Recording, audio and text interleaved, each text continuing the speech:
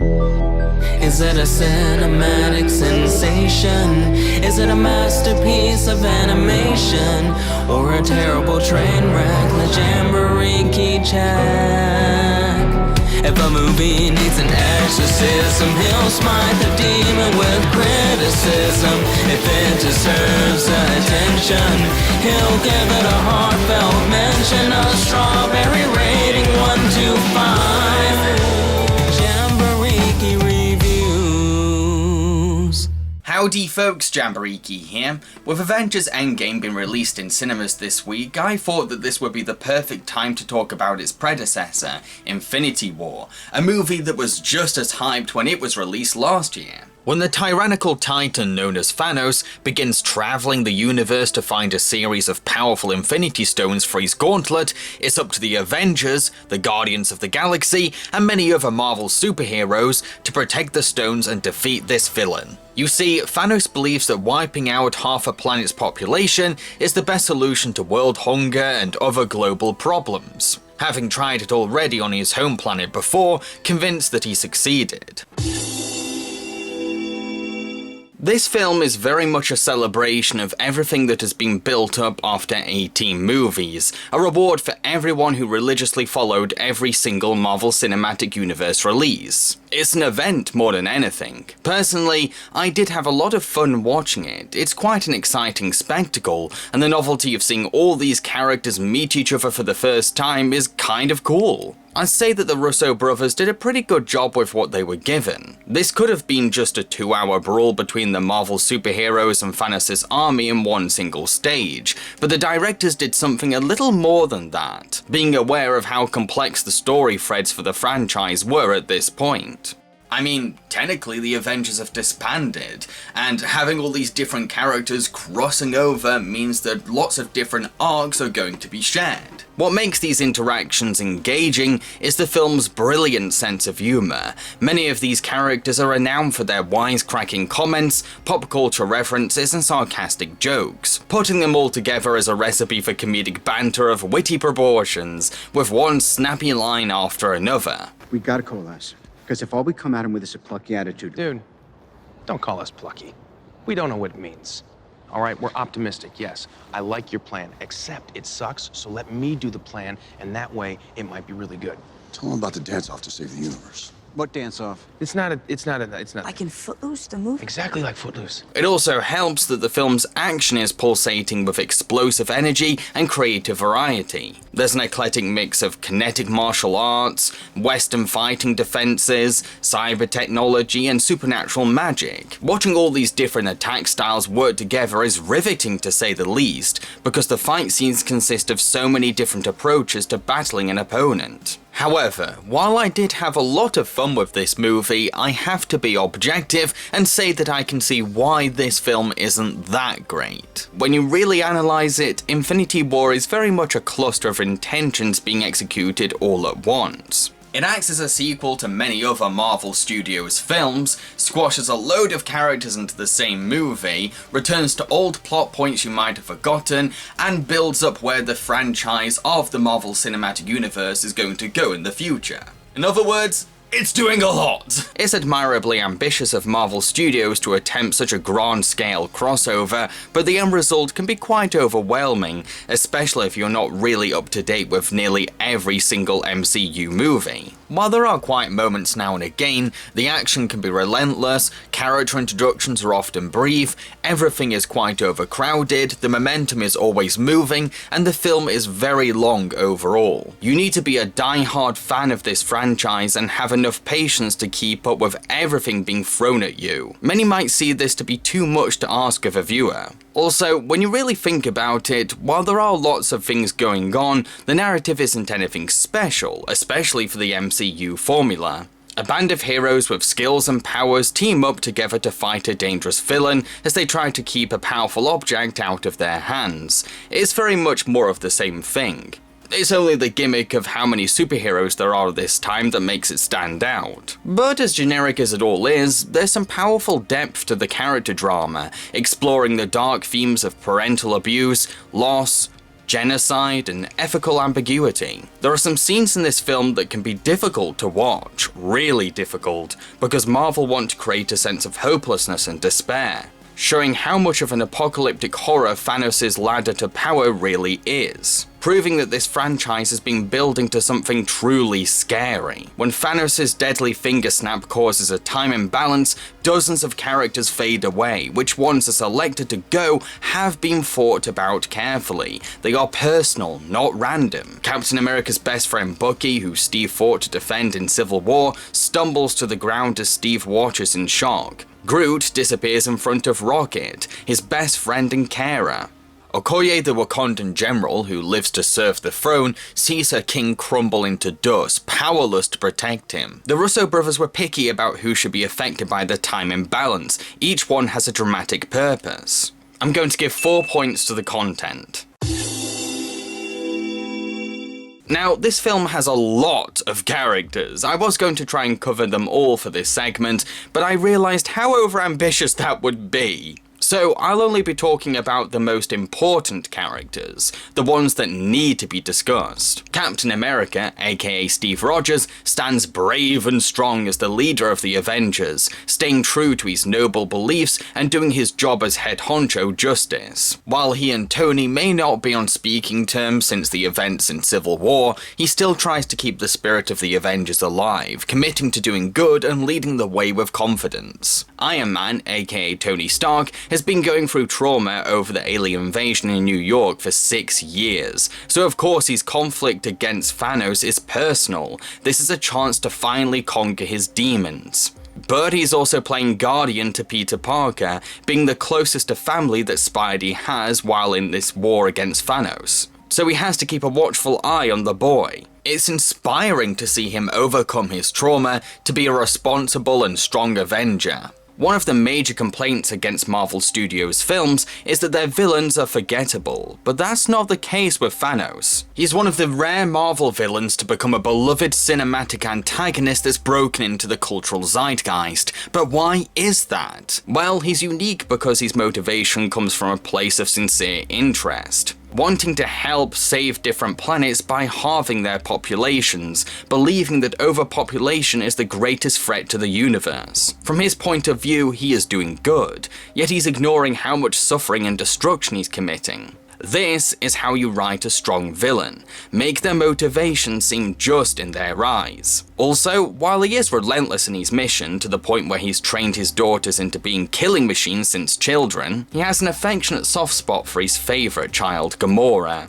So, when he has to sacrifice Gamora to obtain one of the Infinity Stones, tears run down his face, pained by what he believes he has to do. It's details like this that make Thanos compelling as an antagonist. He's being humanized and developed into an actual character, rather than simply being an obstacle for our heroes. When he does come face to face with the superheroes, he poses as a genuine threat to them, not just because of his immense size, but he also has several Infinity Stones already. Before he collects every single stone though, it's important that the film shows that he can be stopped, or every fight will seem pointless. This is why Mantis's mind powers and Quill's guilt trip over Thanos' sacrifice of Gamora can help weaken him enough to tie him down at one point, giving audiences a slight chance of hope.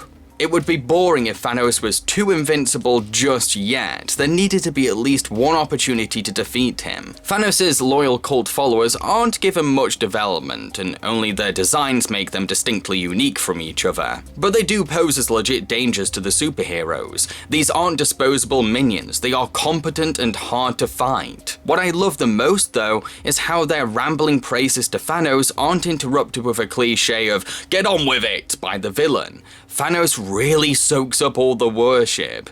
It's that pride that makes him stronger inside. Thor is going through a hero's journey of his own, working with the King of the Dwarfs to create a new axe to harness his thunder powers, knowing that a weapon is ideal for such a climactic battle. This man has lost pretty much all of his closest loved ones, not long after having to give up his entire homeworld of Asgard to save its people. Yet he retains an inspiring optimism, knowing that his terrible experiences are the perfect motivation to keep him going at this dire time. embracing the philosophy of what kills you only makes you stronger. But his quest for a mighty axe isn't a walk in the park. With his craftsman's hands gone, Thor has to put his heart and soul into taking over the job, even getting burnt during the axe's creation. This is the kind of hero story that comic book movies are made for. Dr. Stephen Strange, a master of the mystic arts, isn't an Avenger, but has been assigned to protect Earth from danger, so he ends up having to join forces with the likes of Iron Man, Spider-Man, and the Guardians of the Galaxy.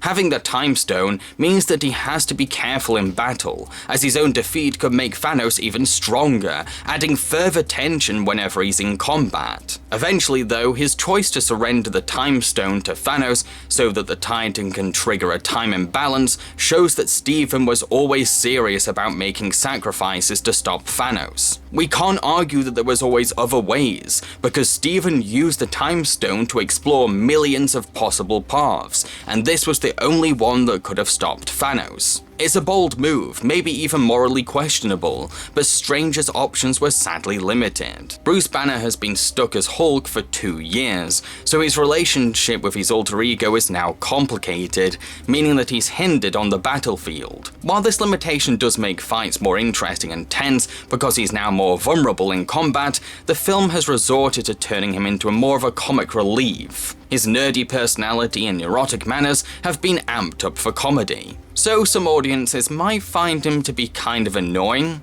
He does become more useful once Tony gives him one of his iron suits to wear, but even that leads to more silly antics to humiliate him. His struggle for not being able to turn into the Hulk could have worked to the film's advantage if used more for drama, yet the film mainly plays it for laughs. Black Widow, aka Natasha Romanoff, doesn't have a unique purpose or arc in the film, but she doesn't need either really, because not every character requires a personal stake in this story, they just need to contribute in some way. Despite being one of the only heroes without any superpowers, she manages to keep up and play a big part in the final brawl, using her assassin skills for good in a war that spans across the universe. Spider-Man, aka Peter Parker, is supposed to be just a local neighborhood superhero, but when Thanos is called to Taxi City, he gets caught up in the action.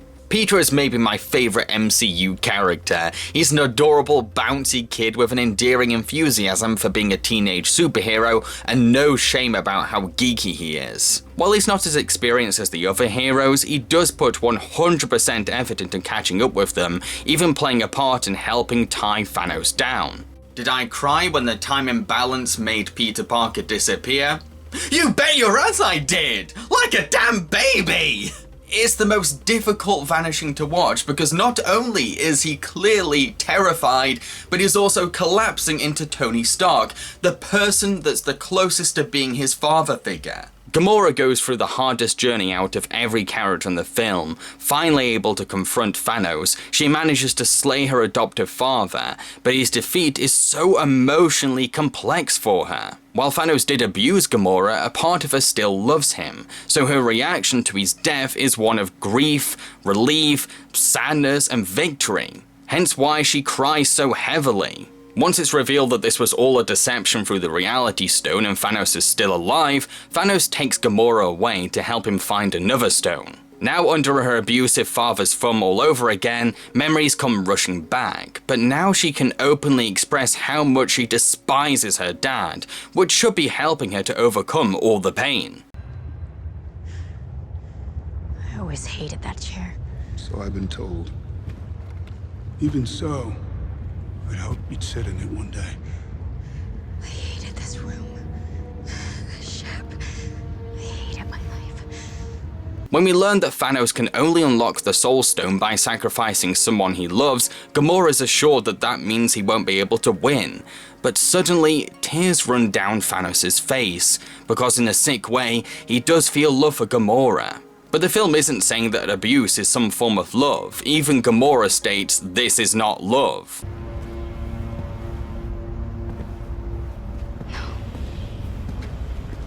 This isn't love. It's an unhealthy and toxic form of love, which still counts in a disturbing way. It's really harrowing watching Thanos force his daughter to her death, believing he is doing good. Makes me shiver. Star-Lord, aka Peter Quill, has had some controversy surrounding his character in this film, with some people accusing the movie of ruining his character. Personally, I do think that his man-child personality has been slightly exaggerated a bit much this time, and it's a little annoying how dependent he is on Gamora to know the right thing to say, like she's his mum. You'd think that he'd be a little less arrogant after seeing that his father had become a warped monster thanks to his own egomania, so surprising that he's not matured just a little bit since, and become more self-aware.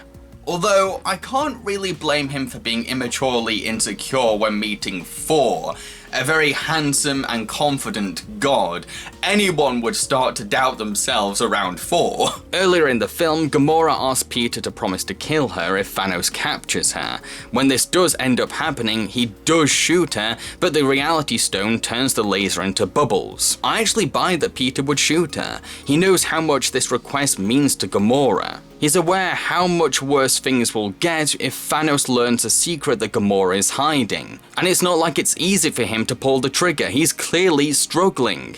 It's a big promise to make to the woman you love. Even James Gunn, the director and writer of the Guardians of the Galaxy films, says that Peter, the character he wrote for the two films, would shoot Gamora. When Peter discovers that Thanos has killed Gamora, he loses his temper, at a time when Thanos needs to be tied down. Some people think that Peter wouldn't do this, but remember, Peter has always been an impulsive character. He did shoot his dad on sight once he learned that his own father killed his mother. It really isn't a stretch that he'd lash out at Thanos for killing Gamora. I love how this film handled Rocket, showing that he is trying to be a better raccoon by attempting to comfort Thor's grief. He's not very good at it, but he's at least making the effort, like he owes it to Yondu's passing to be less of a jerk to people. So dead brother, huh? Yeah, it could be annoying. Well, he's been dead before. You know, this time I think it really might be true. And you said your sister and your dad? Both dead. Change doesn't happen overnight, so it makes sense that he's not completely improved yet. Even though he's making steps to grow, he can still be cheeky and surly, traits that make him funny. How much for the gun? Not for sale. Okay, how much for the arm? Oh, I'll get that arm. Groot spends a large majority of the film being a rude-mouthed, angsty teenager, always playing his video game instead of interacting with those around him. But when Thor's new axe needs a handle, he steps in to save the day, and he does contribute to the finale's big showdown. Even though he's a little punk, he's still a guardian of the galaxy at heart. Drax is filled with rage and revenge against Thanos, determined to slay Thanos. This does seem a bit of a step back when Drax learned how blind vengeance can have consequences in the first Guardians of the Galaxy film. But it's hard to blame him for feeling the way he does. Thanos' reign is responsible for Drax's hidden pain. Mantis gets to use her mind powers for more combative purposes in this film, even able to use her powers to calm down the aggressive Thanos, which weakens him enough to make him easier to tie up. She was once a reserved and shy character, but this conflict has brought out a tougher side. Black Panther, aka T'Challa, has grown into a courageous and strong king, while carrying on the Black Panther legacy, working closely with his techno-genius sister Shuri and loyal general Okoye to help the world outside Wakanda to take down the universe's greatest threat. I love how this man has developed from being a lost prince into a warrior who embraces his majestic African royalty. Nebula spends most of the movie being tortured by Thanos, who sees her pain as the equivalent of putting a child on the naughty step. It's very hard to watch her suffer, but that's what makes her eventual escape so satisfying. When she is free, she jumps into action, warning Mantis of what's happening and playing her part in the fight against Thanos later on. So even though her screen time is mainly made up of her floating in bits, she does get to do more later on. Vision, a superhero consisting of elements from Bruce, Tony and various Stark AI, plays an important role in Infinity War, as the Mind Stone is in his head. Many have accused Vision of being too powerless compared to previous films, but keep in mind, his phasing power is hard for him to do when he's been stabbed by surprise, because his android mechanics are weakened for the remainder of the film. Plus, don't forget that he can lose strength whenever other Infinity Stones are near him. But his biggest hindrance is how much he desires to protect his girlfriend Wanda. His love for her clearly distracts him from being as agile and on the ball as usual. Having Vision being this impaired and less strong helps to add tension, because everyone needs to protect the Mind Stone from Thanos. Also, in order for the film to raise the stakes, it needed to make one of the most powerful Avengers less badass, or things would have seemed too easy. Scarlet Witch, aka Wanda Maximoff, is a telekinetic Avenger. She's madly in love with Vision, and her adoration becomes challenged when she has to protect the Infinity Stone within Vision's head. You can see how much she doesn't want to do this, which is why it's so relieving when we learn that Shuri can help dissect the stone from Vision's body. It's Vision and Wanda's attachment to each other that makes Thanos' invasion of Wakanda to steal the stone so dramatic and tense. Yes, the bigger tragedy would be seeing Thanos getting hold of all the stones and becoming all-powerful, but an extra kick in the teeth is the possibility that this happy couple may end up losing each other. But what happens is worse than that, as Wanda ends up being forced to use her powers to yank out the stone from her boyfriend's head, killing him in the process, as Thanos attacks her with 4 stones in his gauntlet. Some have complained that Wanda is suddenly too powerful in this scene, especially when she was easily struck by someone earlier in the film. But I think it's important to remember that strength isn't always about stats and skills. Strength is also about willpower and emotional motivation. In the context of this scene, Wanda is having to kill her own boyfriend while defending the Infinity Stone from Thanos. Of course she's going to muster all the strength she has at this point, and it's amazing she manages to pull such a feat off. Also, it's a little unfair to compare surprise attacks on a holiday vacation with a big confrontation that Wanda has been expecting. So those are all the characters I'm going to discuss, but feel free to ask my thoughts on others in the comment section. I'm going to give 4 points to the characters. Infinity War doesn't really have a distinct visual style. It's set in so many different locations that it's hard to pin down its thematic aesthetic. I can't really say that it has an identity of its own, especially one that makes it unique from Marvel Studios' other films. Sure, this helps it to fit into the universe being developed, but it's at the cost of making it blend too much into everything we've already seen before. I wouldn't be surprised if someone saw this film out of context and assumed it was a Guardians of the Galaxy or Black Panther film. However, this variety of settings does help the story seem grand scale enough to span not just across world continents, but also the vast reaches of space. This is what makes the film feel so big and epic, showing how global and universal Thanos' invasion really is. Each location does seem like a suitable battle stage too. There's lots of things in the environments that play into fights, and enough space for battles to stretch far across wide planet surfaces or whole African climates. But none of these sets look like they were designed specifically for the context of stunt work. The locations are natural and organic, sometimes even beautiful to look at when the film wants a quiet moment. Without a doubt though, it's the special effects that dominate the look of this film. The supernatural magic and sci-fi weaponry are the most striking aspects of the movie's imagery, which makes sense for a superhero action blockbuster. I wouldn't say that these effects are superficial. This isn't a blur of flashing colours and pretty sparkles. Everything is in support of the storytelling. The choreography and computer wizardry are here to make battles push the narrative forward, vividly detailing our hero's efforts to defeat Thanos. Fun fact too, a former classmate of mine in my animation course at university actually worked on the visual effects for this movie. I'm going to give 4 points to the visuals. Every actor in this film is clearly very attached to their character, putting their role into their assigned roles, like they were the characters they were born to play. Heck, many of these actors are best renowned for the superheroes they play in this film. Most of them know how to balance comedy with drama too, aware of when they need to deliver lines seriously, dryly, or cheekily. We have actors who specialize in comical quips, like Benedict Cumberbatch as Doctor Strange, Robert Downey Jr. as Tony Stark, and Chris Pratt as Star-Lord, each one nailing the timing and rhythm of their wisecracking comments or insults. If Thanos needs those 6, why don't we just stick this one down the garbage disposal? No can do. We swore an oath to protect the Time Stone with our lives. And I swore off dairy, but then Ben & Jerry's named a flavor after me, so... Stark raving hazelnuts. Not bad. Bit chalky. A hunk of Hulk burning fudge is our favorite. That's a thing? Whatever, point is, things change. Our oath to protect the Time Stone cannot change. Many actors show their dramatic depth too, from Zoe Saldana's Gamora, who brings pathos to an abuse victim facing her abuser all over again. You kill and torture. And you call it mercy. The universe has judged you. You asked it for a prize, and it told you no. You failed. To Tom Holland as Peter Parker, making the film's darkest vanishing sequence seem heartbreaking. I don't want to go. I don't want to go, sir. Please. Please, I don't want to go. I don't want to go.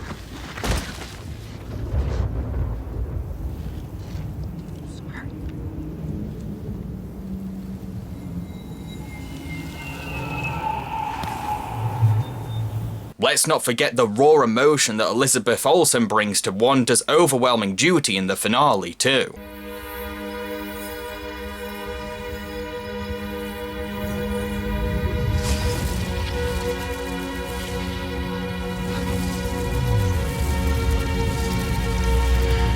Some actors really sell how badass, defiant or noble they are, like Chris Evans as Captain America. I'm not looking for forgiveness, and I'm way past asking permission. Earth just lost your best defender, so we're here to fight. Scarlett Johansson as Black Widow. He'll die alone, as will you. She's not alone. Chadwick Boseman as Black Panther. On my signal, open Northwest Section 17. Requesting confirmation, my king. You said open the barrier? On my signal. And Danai Gurira as Okoye. This will be the end of Wakanda.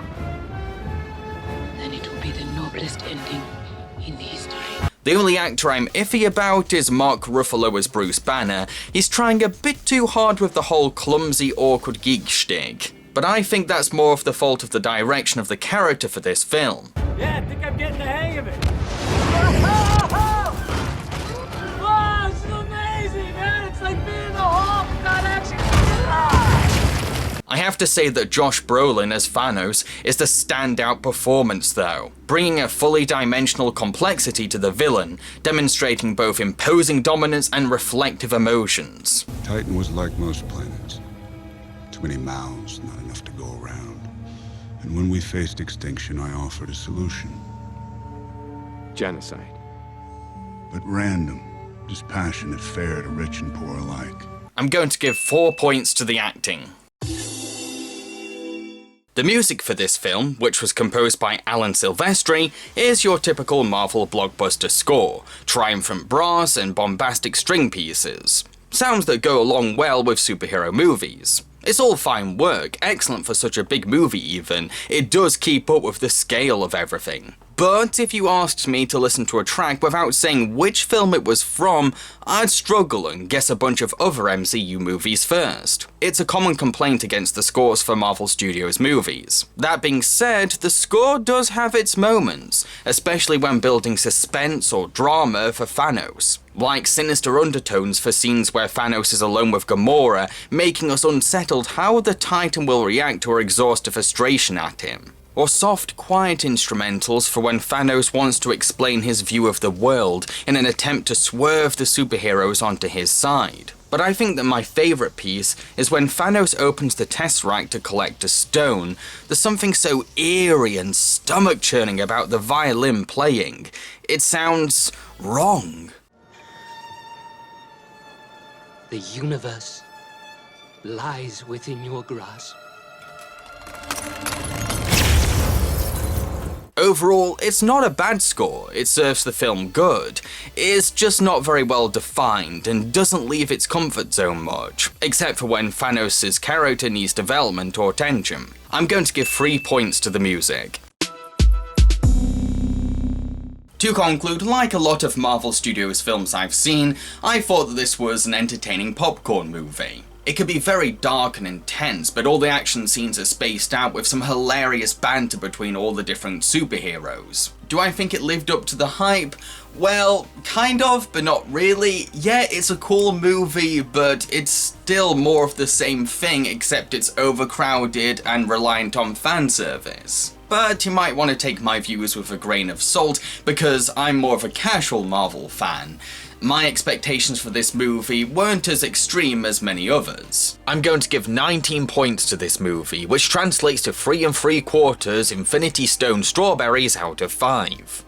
If you enjoyed the other entries in the MCU franchise, particularly Civil War and the Guardians of the Galaxy movies, then you might really like Avengers Infinity War. I'd just like to point out that the graphics for this video were produced by Toongrin. If you'd like to request commissions from them, here's their website on screen. I've been Jambareeqi and I hope that you enjoyed this review. If you did, then feel free to subscribe, share and like. Also consider supporting me by making a monthly pledge to my Patreon in return for awesome rewards. Thank you. I'd also like to give a shout out to one of my newest patrons, Cat McFly. Captain America salutes your loyal pledges. So, what am I going to be reviewing in the next episode of this show?